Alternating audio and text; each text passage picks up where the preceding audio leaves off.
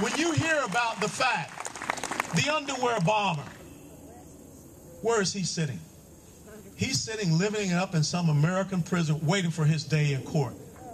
When you hear about the gentleman, the Somali pirate, how many people remember the Somali pirate?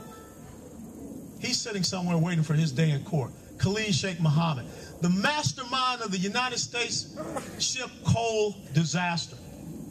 This administration, this Department of Justice decided they were not going to bring him to trial. But how long did it take before we brought these 10 warriors to trial? How long did it take before we put them in prison? But yet, what are we doing with the enemy? I don't care what anyone says. You can show this enemy all the love, benevolence. You can bring Oprah Winfrey out. She can give them all the hugs that they want, but they are still going to hate us. And how is it that we live in a country where we think that people that are not Americans, people that have tried to kill Americans, all of a sudden are deserving of constitutional rights, where our 10 men and women, our 10 soldiers rather, are sitting there being denied of their constitutional rights? There's something upside down in the United States of America. How is it that we have allowed military JAG officers to take over prosecution of combat operations? The fact now that combat commanders have to get approval from JAG officers before they go into an operation. How is it that we know some of the things that these JAG officers have done, such as withholding exculpatory evidence, and many of the other heinous issues, if you go back and study these 10 cases? This is wrong. And you know what is the most wrong about it?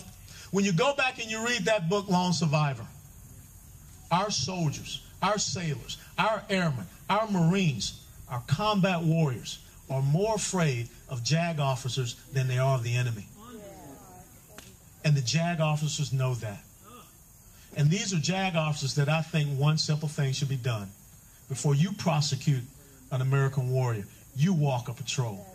You get out there in those hills. You get on those alleys.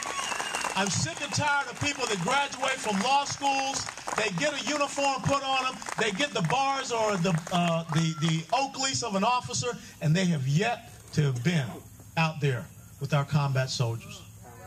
There's something upside down in the United States of America. But the last and most important thing, there is irresponsible leadership in this country. It is not the fault of those 10 men that they're sitting there. It's the fault of irresponsible leaders. It's the fault of irresponsible leaders that won't stand up for their men and take responsibility and say, do not punish my men. You punish me, because they're under my command and they acted under my orders. It's the irresponsibility of leaders that don't understand that their positions are there because they're supposed to serve those men and women beneath them, not serve the political gods, and I say God with a little g, of this country. I am sick and tired of the star level officers. I am sick and tired of the politicians that are sending our men and women into these tough situations, and they have no culpability. They have no responsibility. They can sit and they can play golf at their country clubs. They can enjoy their nice, 5-star hotel visits and all these nice meals and all these nice things and titles because of the men and women who get out there and enable them to have those things.